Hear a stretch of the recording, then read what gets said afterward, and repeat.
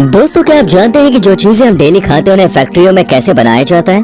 क्या इन प्रोडक्ट्स में सुअर की चर्बी मिलाई जाती है? क्या इन प्रोडक्ट्स को नेचुरली तौर पर पेड़ से तोड़कर लाया जाता है, या फिर इन प्रोडक्ट्स की नींव भी मशीन के जरिए ही रखी जाती है? क्या कभी आपने सोचा है कि आखिर किशमिश, काजू ये सब फैक्ट्रीज में किस तरह से बनाए जाते हैं? जब आप इसके प्रोसेस को देखेंगे तो आप कभी होश उड़ जाएंगे।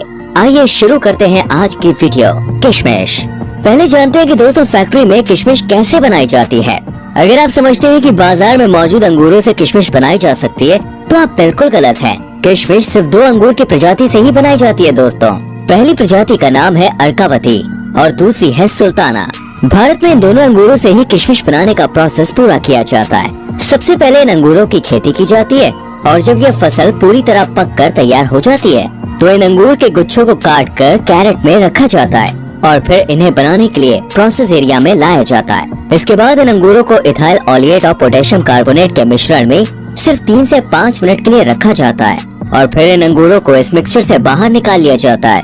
इस मिक्सचर के जरिए अंगूर जल्दी से सूख जाते हैं, साथ ही इन पर जो भी बैक्टीरिया लगे होते हैं वो भी खत्म हो जाते हैं, लेकिन इन्हें ज्यादा देर तक रखना भी हानिकारक होता है। इसके बाद इन अंगूरों को छायादार जगह पर जालियों में रखा जाता है। करीब 10 दिन तक दोस्तों इन्हें ऐसे ही सूखने दिया जाता है और फिर 10 दिन के बाद इन्हें सल्फर प्रोसेस के लिए एक जालीदार कमरे में रख दिया जाता है। उस कमरे को पूरी तरह से बंद कर देते हैं जिससे सल्फर का धुआं कमरे से बाहर ना जा सके।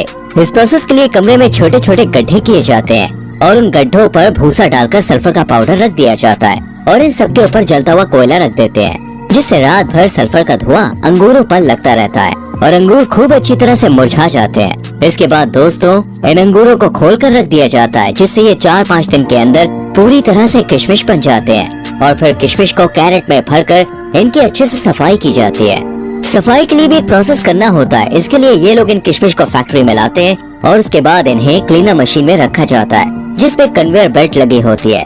इसी बेल्ट की मदद से ये वाइब्रेट मशीन तक पहुँचते हैं। इस मशीन में दोस्तों बहुत ही झंझनाहट होती है और इसी वजह से ये मशीन बहुत ही तेजी से किशमिश को अलग और उसमें मौजूद डंडी बोले तो लकड़ियों को अलग कर देती है और फिर इन किशमिश को धोया जाता है जिससे किशमिश पर लगी गंदगी, एसिड, केमिकल ये सब हट जाए। जब ये किशमिश गीली होती है तो इन्हें ड्रायर में सुखाया जाता है और फिर पूरे प्रोसेस के खत्म होने के बाद इनकी पैकिंग करके मार्केट में इन्हें सेल होने के लिए भेज दिया जाता है। इतने लंबे प्रोसेस से गुजर कर ये किशमिश अंगूर से किशमिश बनती है। काजू।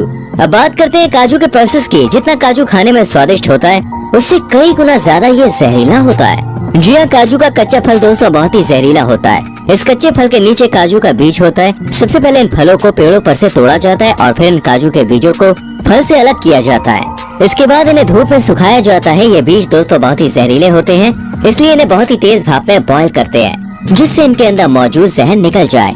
ये केमिकल स्किन के लिए बहुत ही ज्यादा खतरनाक होता है, इसलिए इसे निकालना बहुत ही जरूरी होता है। काजू के ऊपर का पार्ट बहुत ही सख्त होता है जिसे मशीन के जरिए हटा दिया जाता है, लेकिन इस पार्ट के बाद भी दोस्तों एक और पार्ट मौजूद होता है। काजू के ऊपर एक अलग सी परत चढ़ी होती है। इस परत को हटाने से पहले काजू को रोस्ट किया जाता है। काजू को इसलिए पकाया जाता है जिससे काजू पर मौजूद चिपचिपापन हट जाता है। इसके बाद इसके पतले छिलके को हटाकर काजू को साफ करके पैक कर दिया जाता है और फिर ये मार्केट में बिकने के लिए पूरी तरह से तैयार हो जाते हैं। सप्लीमेंट।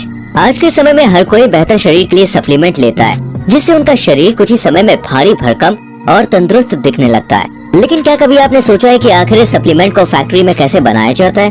इसमें क्या क्या चीजें मिलाई जाती हैं? अगर नहीं तो चलिए आज हम आपको इसका पूरा प्रोसेस दिखाते हैं। ज्यादातर सप्लीमेंट्स में दोस्तों मुर्गे की हड्डियों का इस्तेमाल किया जाता है और इनका चूरा बनाकर सप्लीमेंट्स में मिला दिया जाता है, लेकिन वे प्रोटीन बहुत ही शुद्ध तरीके से बनाया जाता है। इसमें मुर्गे की हड्डियों का इस्तेमाल नहीं किया जाता। वे प्रोटीन में शुद्ध गाय के दूध का इस्तेमाल किया जाता है। इस दूध को पहले तो इकट्ठा करके टैंक में लेकर आते हैं, जिसके बाद फैक्ट्री में इस दूध के अंदर एंजाइम्स मिलाते हैं जिससे लिक्विड और दही जो है वो अलग अलग हो जाता है। आगे प्रोसेस के लिए इस लिक्विड को ही यूज किया जाता है। इस लिक्विड को मशीन में 145 डिग्री सेल्सियस पर गर्म किया जाता है और फिर तुरंत ही इसको 4 से 5 डिग्री पर ठंडा भी कर लिया जाता है। इस प्रोसेस को करने के लिए दोस्तों लिक्विड में जितने भी बैक्टीरिया मौजूद होते हैं वो खत्म हो जाते हैं और ये पूरा प्रोसेस पेस्चराइजेशन कहलाता है। इसके बाद इसको माइक्रोफिल्ट्रेशन और आयन एक्सचेंज की सहायता से लिक्विड में मौजूद फैट और लैक्टोज को इससे अलग कर दिया जाता है। अब जितना भी लिक्विड बचा है वो सब दोस्तों वे प्रोटीन है, लेकिन ये अभी लिक्विड फॉर्म में है।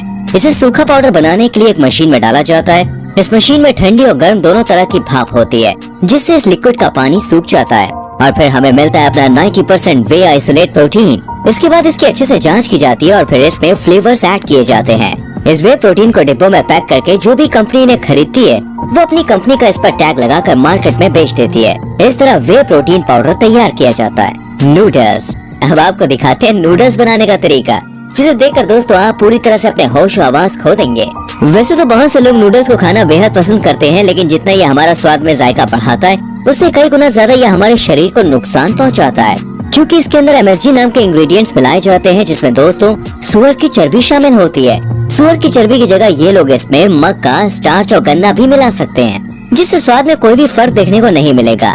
लेकिन ये लोग ये चीज इस्तेमाल नहीं करते, क्योंकि सुअर की चर्बी की तुलना में ये तीनों चीजें काफी महंगी पड़ती है, इसलिए नूडल्स में सुअर की चर्बी का ही इस्तेमाल किया जाता है। MSG से बहुत सी परेशानियां देखने को मिलती हैं, जैसे सर दर्द, चक्कर आना, जी मिचलाना, ऐसी ही और भी समस्याएं हमारे शरीर में घर बना लेती हैं। इन नूडल्स को फैक्ट्री में बनाने के लिए सबसे पहले आटा, मैदा, मसाले, केमिकल्स, MSG पाउडर और सही मात्रा में पानी मिलाया जाता है और फिर इसे मशीन के जरिए अच्छी तरह से मिक्स कर लेते हैं। इसके बाद इस आटे को दोस्तों मशीन से गुजारा जाता है। इनमें बहुत सारे रोलर्स होते हैं जिनमें पतली सी लेयर लगी होती है। जब आटा इसमें से होकर जाता है तो वो बहुत ही पतली लेयर्स में बदल जाता है और फिर ये आटा इन मशीन की मदद से ही पतली स्लाइस में काट लिया जाता है। ये स्लाइस बहुत ही पतली होती है और एक ही साइज की कटती है, जिसके बाद इन स्लाइस को अच्छे से पकाया जाता है, जिससे 80% तक इस मशीन में पक जाती है। ये स्लाइस बड़े साइज में होती है, इसलिए दोस्तों इन्हें मशीन के जरिए छोटे छोटे टुकड़ों में काट लेते हैं। इसके बाद इन नूडल्स के टुकड़ों को पॉलिथीन में अलग अलग पैक करके मार्केट में बेच दिया जाता है। च्युइंगम। अब जानते हैं कि फैक्ट्री में ये च्युइंगम कैसे बनाई जाती है और इसमें क्या क्या मिलाया जाता है। च्युइंगम को बनाने के लिए दोस्तों गम को एक मिक्सर में डालते हैं और इसके साथ ही इसमें कलर भी मिला देते हैं। सिर्फ कलर ही नहीं, बल्कि इसके अंदर फ्लेवर और सुअर की चर्बी से बना MSG भी मिलाया जाता है। इसके बाद इस मशीन को बंद कर देते हैं, जिससे ये मशीन इन सारे इंग्रेडिएंट्स को एक साथ अच्छे से मिक्स कर देती है। इसके बाद इसके ऊपर गर्म चाशनी डाल दी जाती है, जिससे च्युइंगम में मीठा स्वाद आ सके। ये चाशनी सिर्फ शक्कर की ही होती है। अब इसको भी मिक्सचर में ऐड कर दिया जाता है। फिर इस प्रोसेस को आगे बढ़ाते हैं और फिर च्युइंगम को एक मशीन में डालकर इसको शेप दिया जाता है। जब च्युइंगम को शेप दे दिया जाता है तो फिर इन च्युइंगम को रैपर में पैक कर देते हैं और इस तरह ये च्युइंगम मार्केट में बेची जाती है। चॉकलेट। वैसे दोस्तों हर किसी को चॉकलेट खाना तो बहुत पसंद होता है, क्योंकि इस चॉकलेट का टेस्ट बहुत ही लाजवाब होता है। चॉकलेट बनाने के लिए दोस्तों कोको का इस्तेमाल किया जाता है। इसको पेड़ से तोड़कर फैक्ट्री में लाया जाता है। इसके अंदर बीज होते हैं, जिन्हें तोड़कर बीज बाहर निकाल लिए जाते हैं। इसके बाद इन बीजों को कुछ समय तक धूप में सुखाया जाता है और जब ये अच्छी तरह से सूख जाते हैं तो फिर इन्हें मशीन में डालकर रोस्ट किया जाता है। रोस्ट करने से इनका फ्लेवर बढ़ जाता है। इसके बाद इन बीजों को मशीन में अच्छी तरह से पीस लेते हैं, जिससे इनका पाउडर बन जाता है। जब ये पाउडर बनकर तैयार हो जाता है तो इन्हें चॉकलेट चिप्स का शेप दे दिया जाता है। इसके बाद पेस्ट को चॉकलेट की कैरेट में रख देते हैं और जब ये चॉकलेट पूरी तरह से जम जाती है तो इन्हें पैक करने के लिए आगे भेज दिया जाता है, जिसके बाद इनको पैक करके बाजार में बिकने के लिए तैयार कर दिया है। तो दोस्तों आप इनमें से किस प्रोडक्ट को सबसे ज्यादा पसंद करते हैं? कमेंट सेक्शन में लिखकर जरूर बताएं। वीडियो अच्छी लगी हो तो लाइक और शेयर करने में कोई भी कंजूसी ना करें और हमारी आने वाली वीडियोस को देखने के लिए चैनल को सब्सक्राइब